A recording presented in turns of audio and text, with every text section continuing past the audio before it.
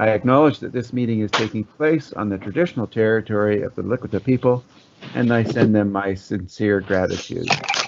With us tonight are Trustees Wilson, Briggs, Hagan, McMahon, Eddy, and Vice Chair Kerr. We also have Superintendent Morrow, Associate Superintendent Kyle, Associate Superintendent Zizmik, Secretary Treasurer Patrick, and Lynn Logan, our confidential secretary. I wish to express on behalf of the Board of Education our condolences to the people of Nova Scotia and to the victims of violence and to their friends and families. All of us in Canada are mourning for those who died needlessly. Words cannot adequately express our sadness, and our hearts go out to those who are suffering from this horrific incident. Now to move on to local matters. Many thanks go out to our senior staff, principals and vice principals, our teachers, our support staff, and all the people who are working and making incredible efforts to support our kids and their families in School District 72. On the whole, despite the tragic deaths of 87 British Columbians to the COVID-19 virus, most British Columbians are following provincial recommendations for social distancing, and as a result, we are ensuring that our hospitals are not being overwhelmed by the pandemic. Our province is having positive results due to the sacrifices that our citizens are making to flatten the curve in British Columbia. And though we are doing well, now is not the time to let down our guard. The BC Centre for Disease Control and our provincial health officer are using a science-based approach to determine what measures our society should be taking in order for us to get through this pandemic. School trustees and educational leaders around the province are quite rightly taking our lead from health experts. Now, there is one thing I must discuss, and I'm sure it will ring true with many of you. In any type of process that requires compliance, whether it be that low-calorie diet or social distancing, it's natural for people to suffer from something called compliance fatigue. And it is something that we are all going to have to deal with. We know what's good for us, but we get tired of denying ourselves from the pleasures of life. Playing with our grandchildren, family dinners, attending church, going camping, going to a restaurant with our friends. In a moment of weakness, we can fall off our course. But the consequences of non-compliance at this time can be deadly, either for you or someone else. So we need to be strong. We need to be compliant. We need to keep ourselves, our families, and our neighbors safe by social distancing, by wearing a mask when we're out shopping, by washing our hands regularly, and by isolating at home if we're not feeling well, by following social distancing and hygiene protocols. I'm sure that we're all hoping that the rate of sickness declines sufficiently for the provincial health officer to allow for some resumption of some activities. But this will depend on how well we are containing the disease, and that depends on all of us. In a recent Zoom conference with the Minister of Education, Rob Fleming, I was very pleased to hear how BC school districts are working together, sharing information on best practices for things like custodial work, mental health supports, and how we can continue to offer learning experiences to our students. In BC, currently, 2,300 children of first responders and essential service health workers are receiving care in schools.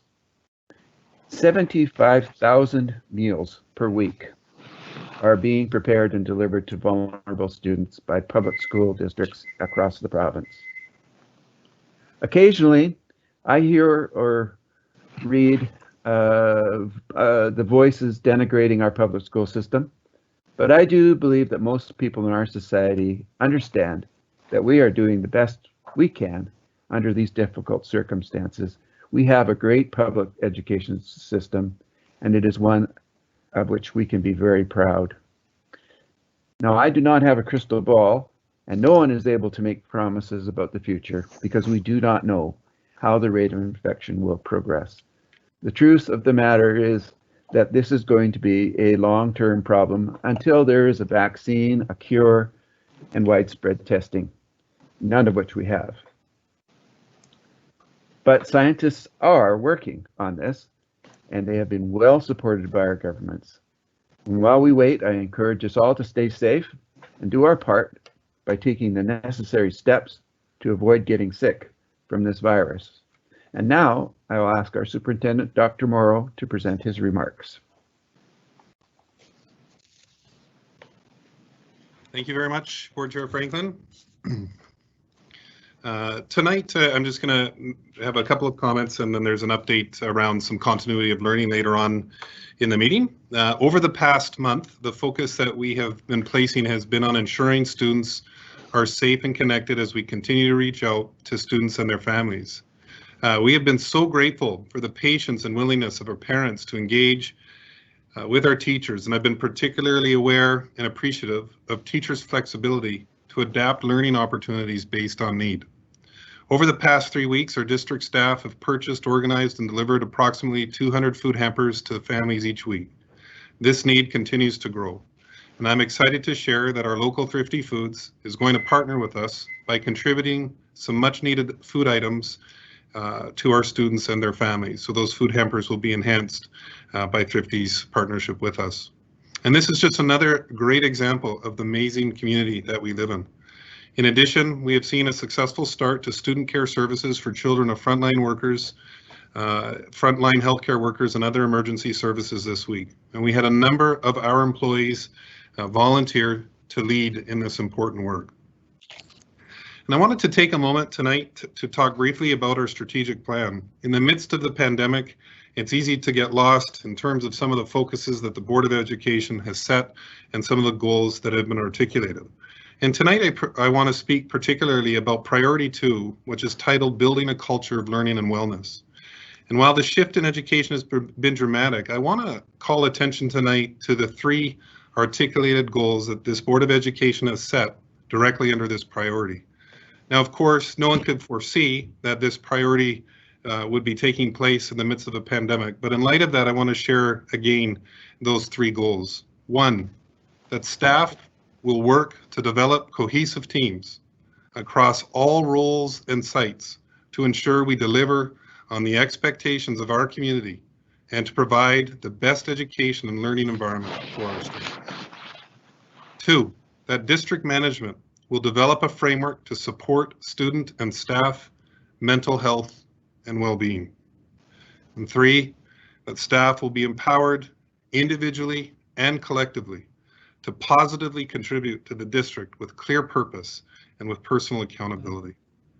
I don't think that anyone could have foreseen the current situation that we're in, but I don't think that those goals could be any more important than they are right now.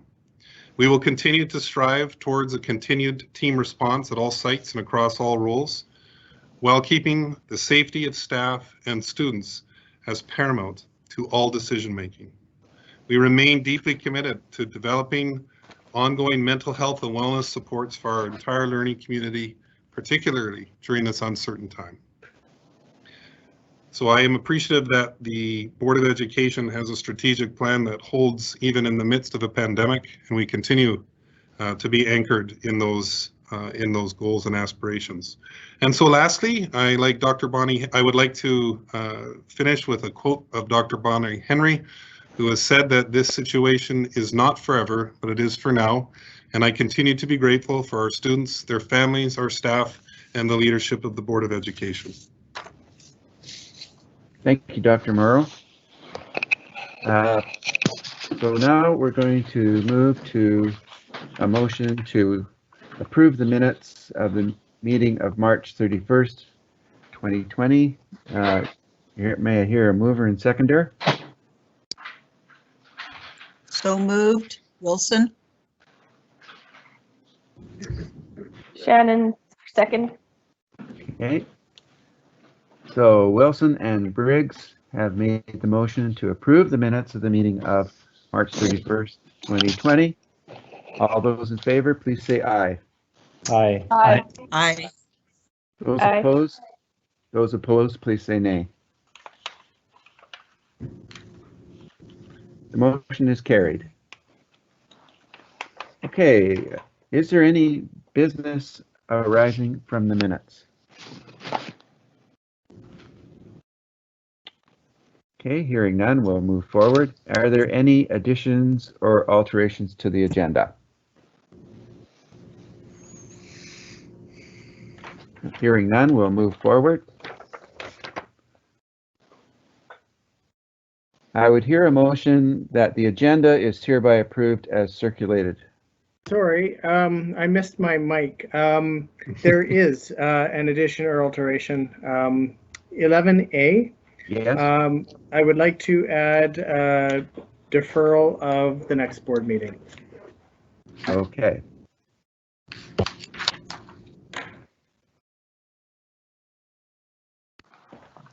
Okay. Okay, I'm ready for a mover and seconder for the approval of the agenda. So Eddie moved. to Kerr. move. I heard Kerr and Eddie, Eddie. is that right? Yes. Okay, moved Kerr, seconded Eddie. All in favor, say aye. Aye. Aye. Aye. I hear I hear something back there. Is that the dog barking? That was another No, aye. that's my baby. Oh, that's your baby. He says aye too. Yelling. Okay. Okay, so that has been approved. Okay, Vice Chair Kerr reported the board decisions from April 21st, 2020. We have an extensive agenda. To this point, we have discussed legal and personnel matters. We still have business to conclude after the public meeting is finished, so we'll be moving back into the confidential when this meeting is finished. Thank you. Okay. 11A, deferral of next board meeting.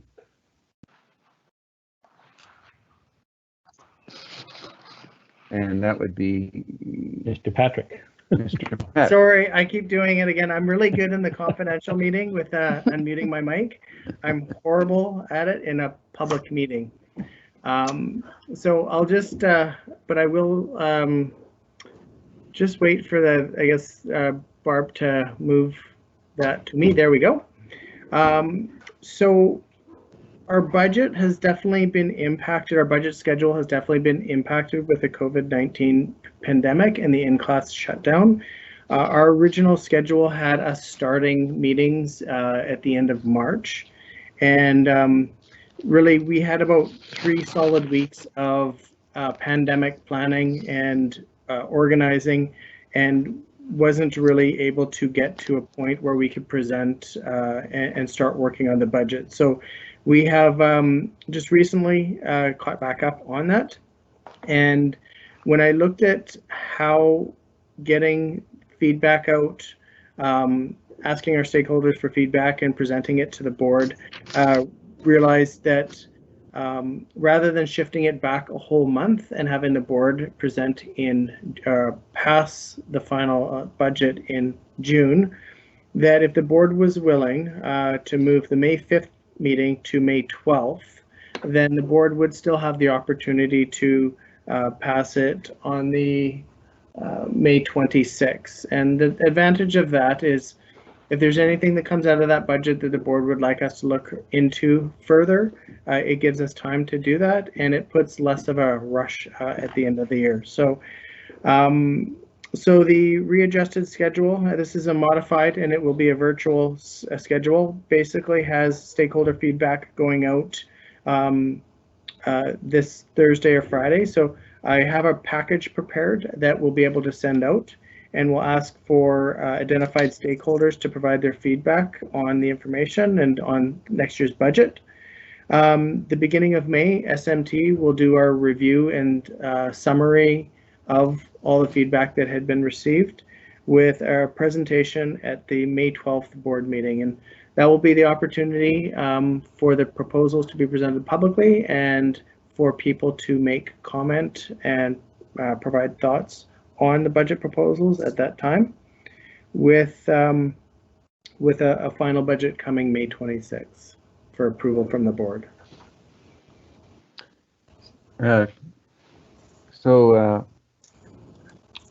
Kevin, I have a motion here. What is the date that you want the new board meeting to be at?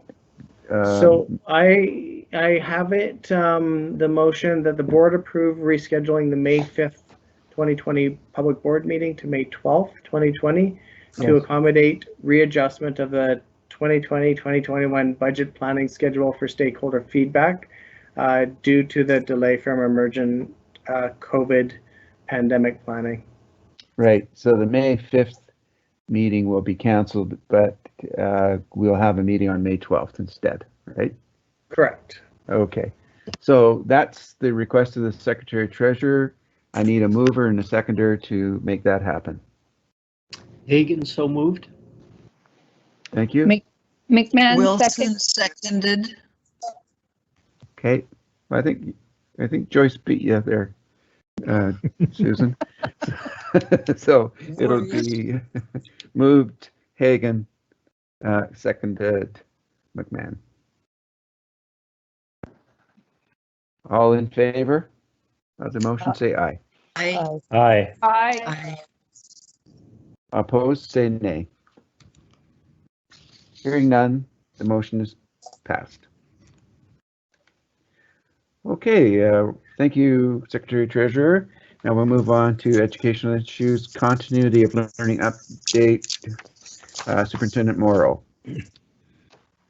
Thank you. So there has been some reference to the shift, that this massive shift in education as the new normal, and just wanted to acknowledge that there isn't really anything normal about this incredible complexity of providing ongoing educational opportunities for students. There is, in this environment, it is not a replication of the in-class instruction that was happening previous to spring break. And it is not homeschool, and it's not online. And right across the board, we have a huge variety of what that learning opportunities look like for our learners. It can depend on students' access to technology. It can depend on the subject that's being studied or the grade of the individuals that are engaged in the learning activities. So it's a wide range. So there is not one sort of model that fits all students, which makes sense. And we knew going into this kind of continuity of learning or this learning opportunities that we needed to take into consideration the various needs of not only our unique learners, but the unique capacities in each home to support those learning opportunities. One of the pieces that we had centered on right from the beginning was the importance of our teachers and educational assistants to maintain and to facilitate an ongoing meaningful connection with the students in their care. We wanted to be very careful to provide robust, meaningful, engaging learning opportunities at the same time, not overwhelming families or asking for learning results that were simply not reasonable in this context. We recognize that each of these little learners in their homes is facing the pandemic, and they all have unique things that are happening. We are aware that we have parents who have lost work. We have parents who are at home working. We have a wide range of needs that each home and each student has. So I just wanted to express that for those families, we've been so fortunate that our teachers have worked flexibly with our parents and determining a level of course materials. We've had a goal of getting better each week, and I believe that we're on that trajectory. I want to acknowledge the massive shift for everybody, not just our teachers and our educational assistants and our principals and vice principals, but for our families and for our students as well. And so we continue to strive to be better each week in the provision of those learning opportunities. We are connecting with families who at the beginning were not very interested in pursuing any learning opportunities to ensure that that still is the course and that that's meeting those needs. I also want to acknowledge that in a number of our sectors, or a number in some provinces within our sector, that some educational assistants have been laid off. And I've been grateful for the essential provision of supporting individual students that our educational assistants have provided, that they have added additional connection to students who require those additional supports, in addition to stepping up and taking on. A number of them have stepped up to take on providing for student care for our front care workers. So again, it's an imperfect system. We are still working to continue to improve in how this works for families, but again, really grateful for the work that's been taken on class by class, student by student, in trying to meet the needs of a wide range of learners in a very unusual and uncertain time. Thank you, Dr. Morrow. Okay, we're going to move on to number 13A, school expansions, and Kevin Patrick has some discussion here. Yes, so we're getting to that time of year where we need to be looking at and preparing for next year. So back to some more normal business of the board. And as presented earlier this year, we have an increase of 29 FTE projected for this next school year. And the way it sorts out between the schools is we actually have a need to add classrooms at the following schools: at Phoenix, Southgate, Ripple Rock, and Sandown. And the need and the capacity or ability for those buildings to accommodate those extra classrooms vary from building to building. For Phoenix and Southgate, they do have existing rooms, and both of them are currently labs, so they will need to be converted back to a classroom. So we have a little bit of cost to do so. And then as evidenced last year, there is a need for some additional furniture. Now, as noted in this memo, the cost or the local capital amount is getting quite low. So we've actually had to scale back the supports for schools for the classrooms. So we are asking the schools to try to reuse furniture from other of our closed schools, or reutilize furniture within their schools to try to help with the cost. So we still do have some money in there for additional and new furniture to help, but it's not quite as much as we were able to provide last year. So the work at Phoenix and Southgate will be done by our own staff, but when ordering furniture, it is good to get those orders in about now to make sure they're in place for classroom setup. Sandown also is able to reuse an existing classroom. They're just expanding into one of their empty rooms.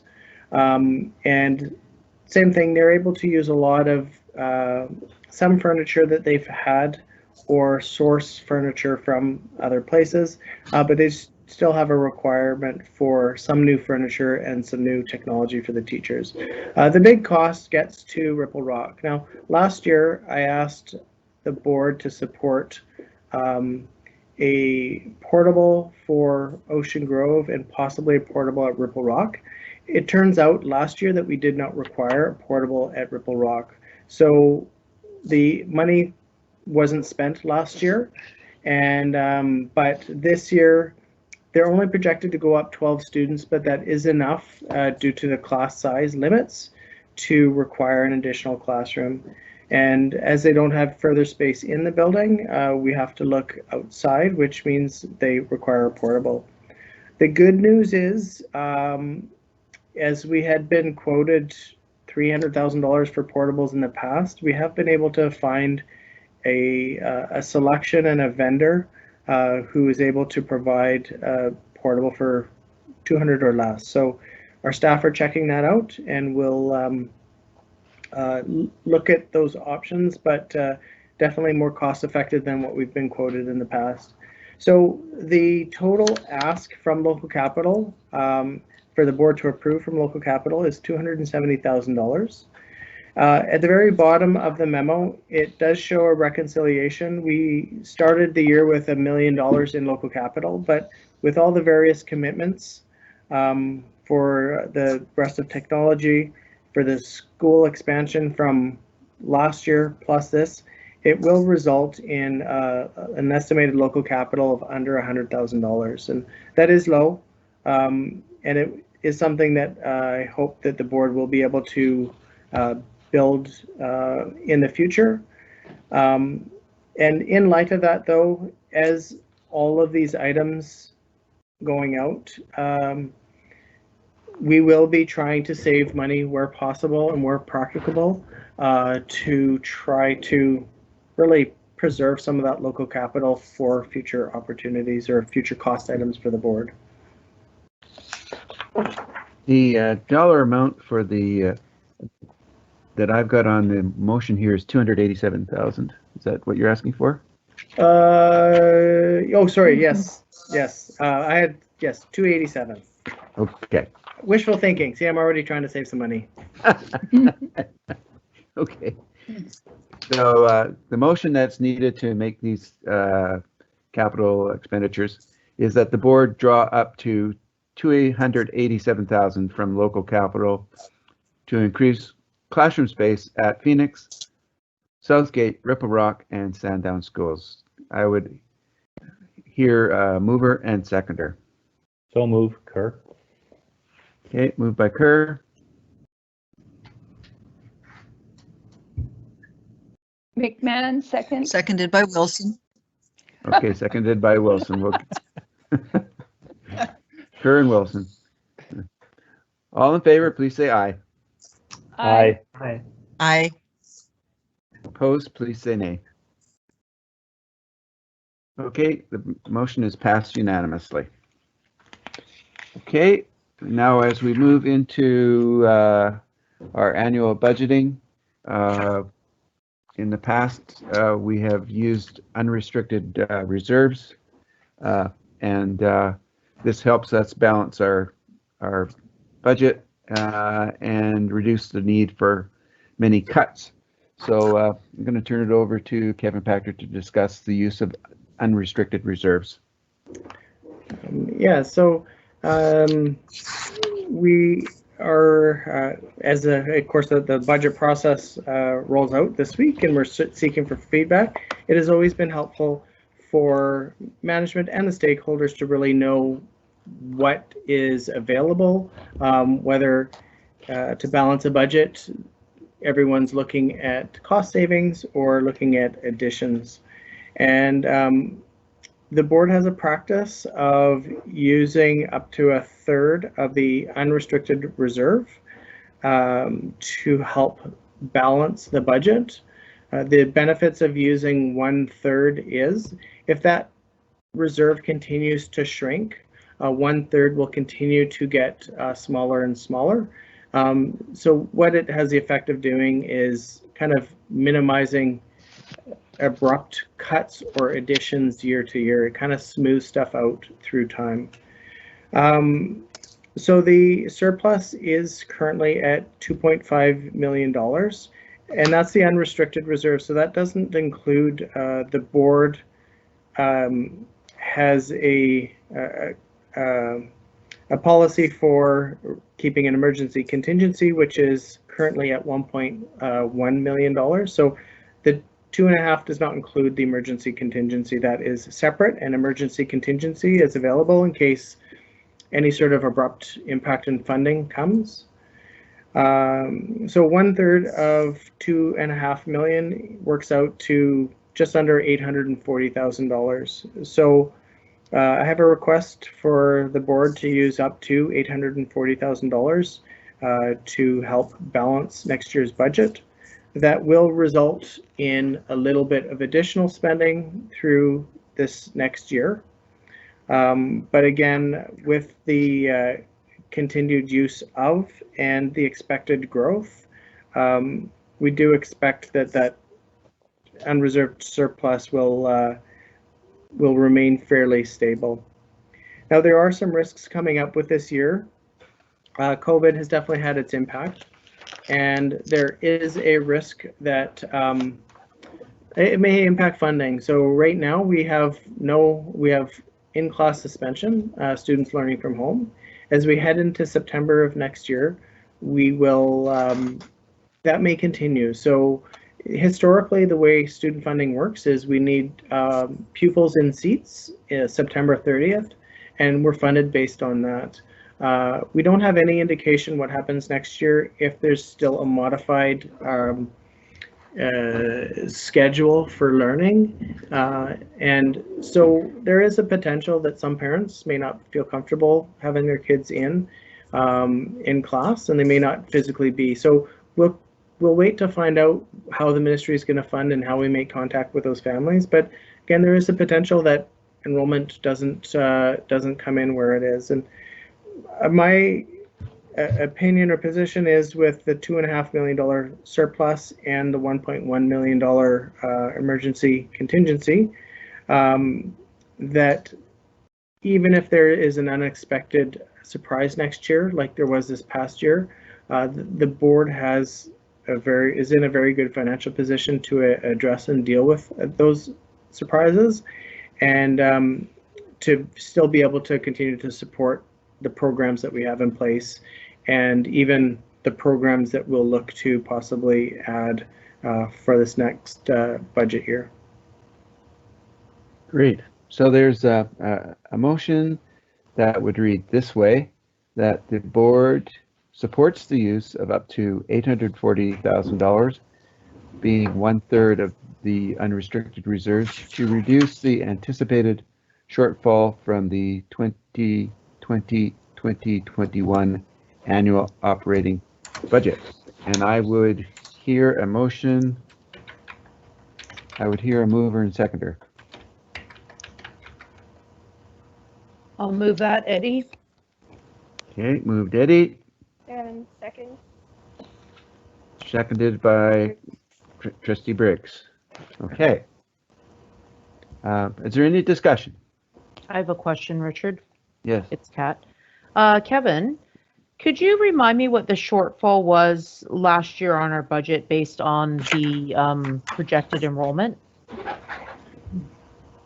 Yes. Go ahead. So at the top line, there was the enrollment impact was almost $1 million, but we did see gains in enrollment in our alternate programs. We did see increased funding in student services. We did see, I believe, a bit of an increase in our local geographic factors. So we ended up seeing a shortfall of about $600,000 in funding. And as we went through our final budget, we were able to identify some cost items that there was one that was in there twice, so we were able to take it out. And through other items that didn't need to be filled that year, we were able to get the net difference down to $160,000. Whoa. So yeah, so now I can't be certain that that'll happen every year, and so the board does need to be prepared and aware that emergency contingency and some component of a reserve is healthy and safe to reduce risk.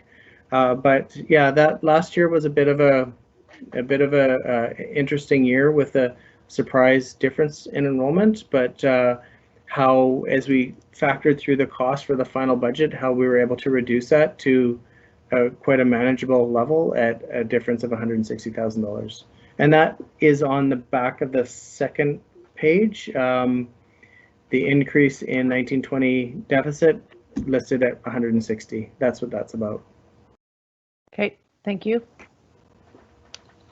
Kevin, I had a question. Mhm. I would imagine that we will not be having very many international students next year. What would be the impact of that? That's a great question. So, especially as we're seeing reports around the province of the impact that is occurring to some districts, it's going to have an operational impact in the classroom for them. Our program has been growing. We had been up to, I think in the budget, we were probably about $800,000. We are predicting a decline of about just over 40%. However, our program really has, the funding has almost supported itself. It has funded a few other positions, but as the international enrollment has come down for this next budget year, we have the ability to reduce international an equivalent amount, and it does not have impact on classroom services or in other parts. So basically, the reduction in funding is matched with a cost reduction. So it's not going to have a very significant negative impact on the school district operations. Hmm. And I also have one more thing. There also is a fairly healthy surplus in the international program that will provide some protection through this year. If we project a decline of 40% and it comes into 60%, there's enough funds to make sure that everything's cost covered for the upcoming year. Okay. Trustee Eddie? Could you just remind me, Kevin, because the funding is based on the September 30th date, if the pandemic does hinder parents putting their kids back into school, do you anticipate that the BC government will reevaluate that date and maybe look to fund based on kind of a safer time frame? They are definitely open to it. We actually have a DL count date coming up in a couple of days in May, and we have been told that they're going to use our forecast for funding purposes. Now, there's a positive and a negative to it. If you end up with less than what your forecast was, if you end up with less students, then it's a positive. But if you end up with more students, which every September we hope we are going to grow, then you may not see that if that's what they do. So I guess the good news is they are open to looking at alternatives. Now, there is an impact on a budget year, and they cannot defer, like they couldn't defer funding to April once a vaccine comes out, because that's outside their fiscal year. They have to work within their fiscal year, which ends March 31st. So again, they are open to it. We don't know exactly what that's going to look like. I think at a minimum, we will try to contact every family, whether they're in our school or not. And we'll see if that is sufficient, if we're supporting them at home, if that's sufficient to receive funding. We'll have those records, and you know, as best as we can, we'll have identified students, and whether they're in or out, know where they are, and you know, if they're with us, we'll be supporting them. So I hope and I believe that we would still get funded for that. So if we're, if we're going forward on forecasted numbers and we highly over forecast, assuming that everybody's going to go to a distant learning maybe platform, would that trigger an audit? Next year, I doubt it, but it could. But we're not alone. There's 60 other districts facing the exact same thing, and you know, if students leave our district and go somewhere else, then the other district deserves funding, and we should see ours drop. If students and families just aren't comfortable, they may still be our students. So again, a lot of this is just kind of speculation. And we won't know until we get there, until we see. But that's typical of most years. Sometimes you can plan and try to predict, and numbers might come in a little different. And hopefully we're always on the higher side, but sometimes we're on the lower side. Thank you. Can I just mention something, Board Chair Franklin? Yes. Yeah, I just want to mention a couple things. One is the guarantee that operations, however they look in September, will continue to keep student and staff safety paramount to decision making. So I just, for anybody who's listening and wondering if schools will be safe in September, they will be safe. What it looks like in September is still to be determined, but I think it's just really important to acknowledge that we are in the middle of a significant disruption that came to us with very little warning. We broke off for spring break with no understanding that we would not be having kids back with us at this point indefinitely. We don't know what will happen this year, and certainly not September. The difference and distinction that I'd like to make about the way we're currently are engaging with our students in a continuity of learning is that this is an adaptation that we've made while the year has been underway and in motion. If under public health guidelines we have a hybrid model or a disrupted model in September, I think it's important to assure the public that it will look different and more robust because we'll have more time to have planned for that. And I think that if September will not look like it does right now, even if we have no resumption of base in-class instruction. So I think that we haven't yet begun looking at September. The reality is we are in an evolving situation. There's been variation month to month, even week to week. Thankfully, no longer day to day, but just really important to reassure the public that the student safety will be paramount to how we resume the education of students in our schools. Okay, so we're going to be moving now into the questions.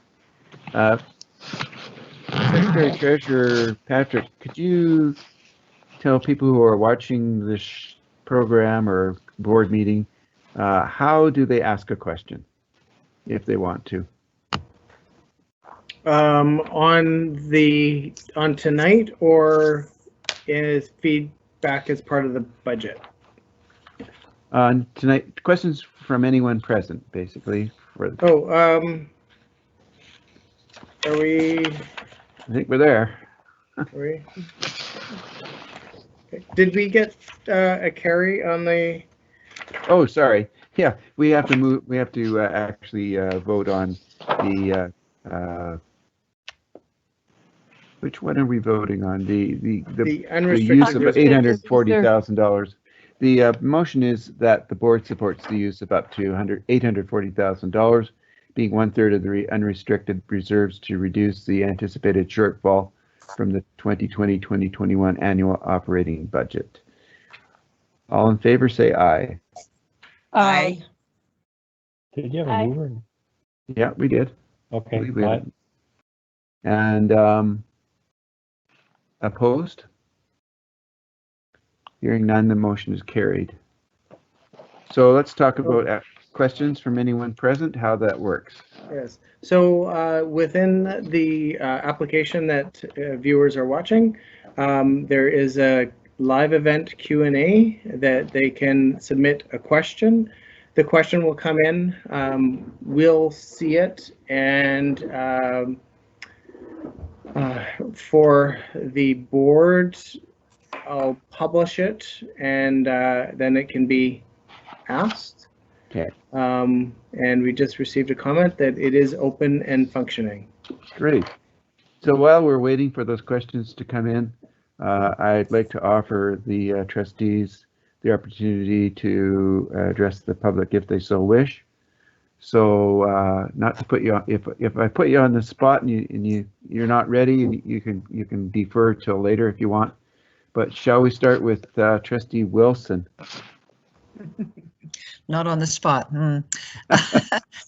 I was super interested and impressed to see the list of communication that has occurred over the last few weeks from the senior management team to parents, to students, and to staff. It was absolutely astounding, the detail and the assurances that went through. It was really summarize things in an amazing way to show all the background work that has happened.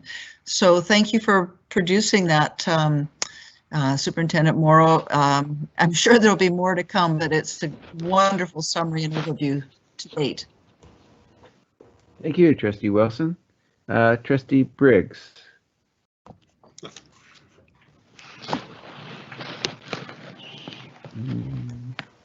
She might be looking after the baby. My house is really loud.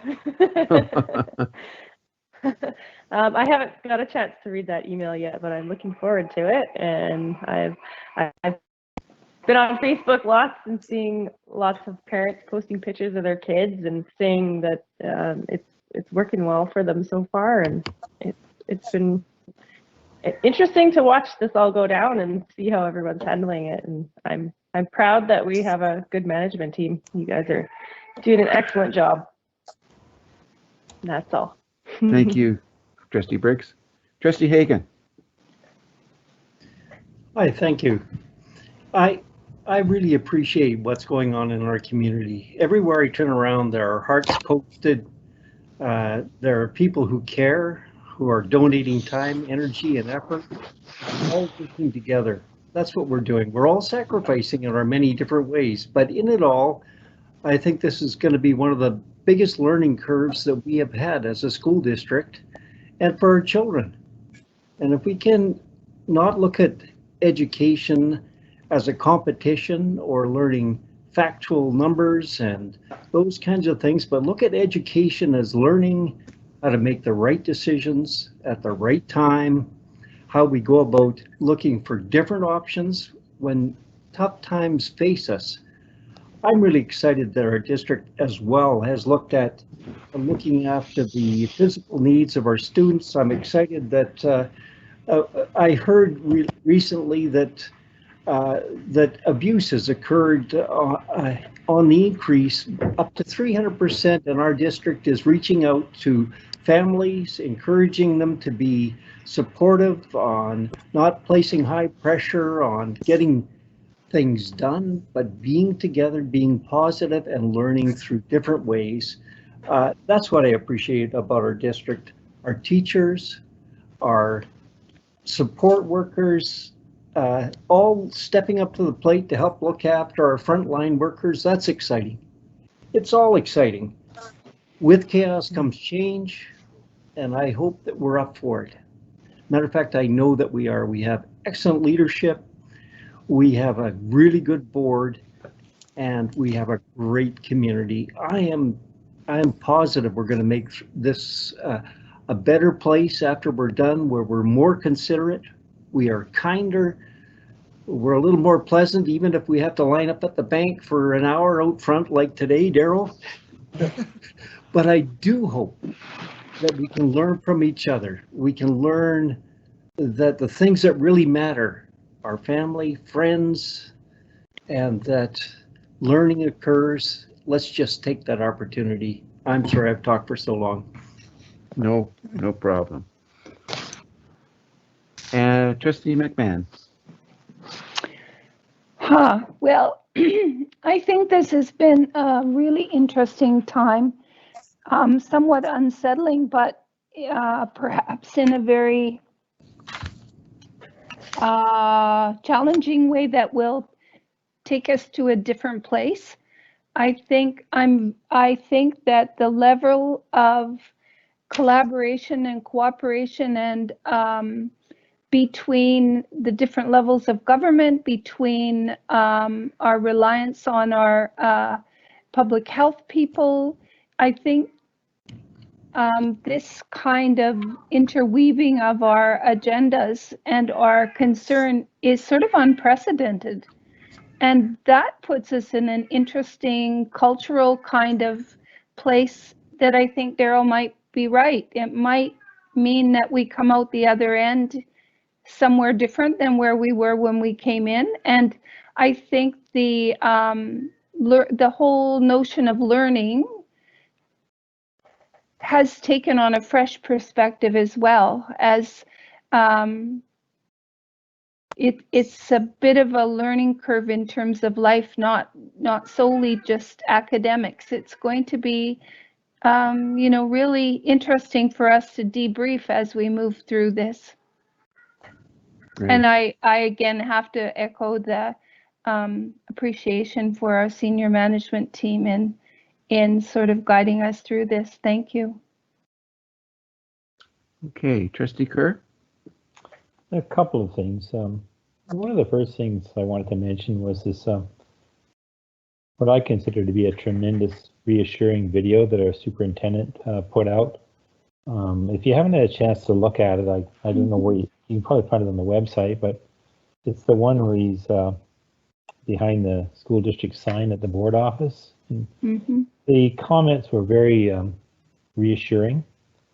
So it was, very caring and reassuring comments. So that I hope that the idea is getting across that the school district is involved and really cares about what's going on in the community. I would like to also emphasize that there's a lot of hardship going on in our community.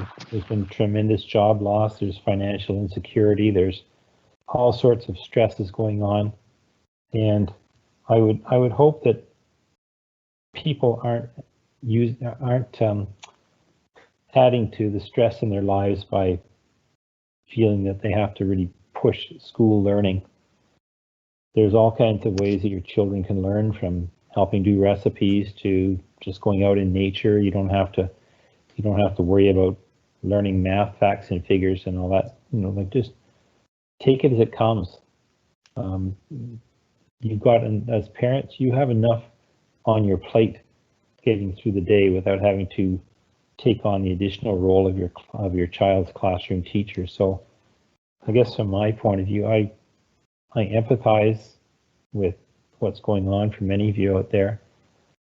I hope that all of you can get through this thing, in as good condition as you can, and that at some point we do get back to normal and things can, maybe a while, but things can sort of right themselves, and then we can carry on. So, good luck to all of you. Thank you. And Trustee Eddy. To echo John's sentiments, it is, I do believe that learning can happen anywhere. And I know that a lot of families, although some are experiencing incredible hardship, others are experiencing incredible joy as well. Having an opportunity to be at home and spend time with their children and really roll up their sleeves and get involved in their learning. I'm very respectful of our province's approach to keeping our educators working, keeping our support staff working, encouraging them to come up with innovative solutions to learning for our kids. I'm also very grateful, of course, to our senior management team and our school leadership teams in supporting our teachers and support staff in allowing them to innovate and create and learn to meet the needs of their individual students and their own teaching styles. I'd like to just acknowledge the fact that although our EAs and secretaries and support staff and teachers are being given an opportunity to innovate and work from their homes, these folks are parents too. And I think that we have to be cognizant of that. For every amount of stress that we feel in our own home life trying to get through some of the materials that our teachers are sending us, they also are experiencing the same pandemic stress in their own homes with their own children at home. So thank you very much to our educators and support staff for really stepping up and putting your own family aside for a moment while you help support those that you serve. Thank you. Thank you, Trustee Eddy. So Kevin, do we have any questions? Yeah, just before we get to the questions, I just want to acknowledge, I just want to acknowledge something. Yeah. Yeah, great. Thanks. I wasn't sure. Go for it. Just the, I think, one of the pieces that we're really grateful for is good people in the right places. And I just want to acknowledge that communications, both the memo and a number of the communications, the whole strategy in the midst of a pandemic where communications is so essential, has been led by Jennifer Patrick, who is our communications leader in our district, and just wanted to make sure that credit is given where it should be. Yeah, Yes. she's a treasure, that's for sure. We have so many fantastic people working for us in School District 72. I'm very proud to be part of this organization for a long, long time. Are there any questions? Yes, there are 2 questions. Now, would you like to read the questions? I have published them, so they're under the published column and the Q&A. Or would you like me to read them? Well,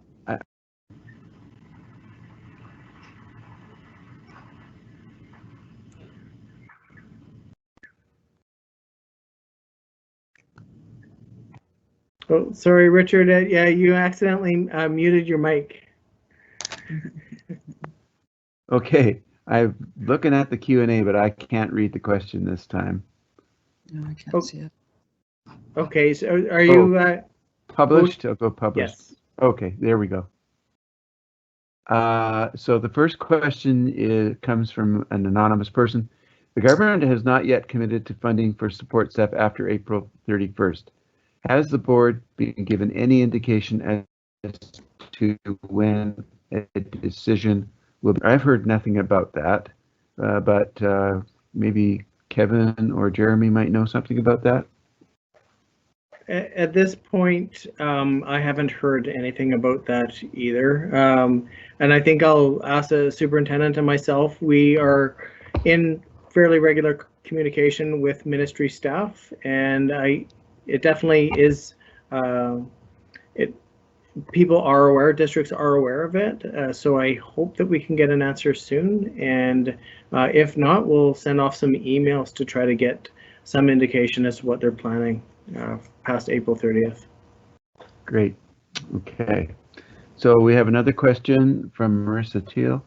How much more growth would Ripple Rock need to see before a new school site is considered as mentioned in Memo 13A? So that's a difficult question to answer. It really depends what sort of the competing priorities are around the province and the available capital funding. As unfortunately we've experienced, as we've wanted to expand schools and get capital requests to replace Cedar and look at refreshing old buildings, the response back has often been that there's higher priorities in other districts and growing districts. No, and they don't, and they're not usually willing to say, okay, if we have X number of portables or your school population reaches 20% or 40% over capacity, that they will build a new school. Unfortunately, they don't put that in any concrete guidelines. I believe they look at all applications each year and will make the decision based on the numbers and the priority for that year. So it definitely, as growth expands in the Ripple Rock area and heads south, we do expect population to grow. We are going to, within the facility plan, be reviewing and actually within our facility plan, we have some steps and actions that we're going to take to try to spread enrollment to other neighboring schools. But at some point, and the board acknowledged that there may need to be a new school in that area by retaining the Evergreen property. So it is coming. We don't know when. When we project forward, we can project what we're going to get, but we can't predict what the ministry is going to or not going to be approving.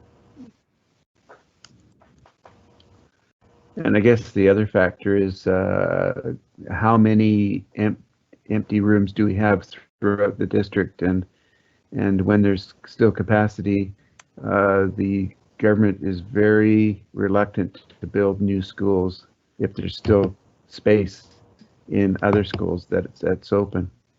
But we do know that in the long term,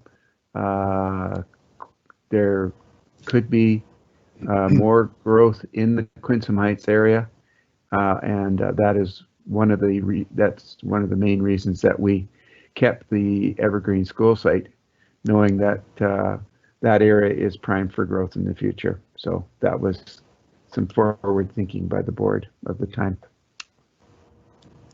So those are the two questions, and I would hear a motion to adjourn. Hagan, so moved. And there's no need for a seconder. All in favor, say aye. Aye. Aye. Aye. Okay.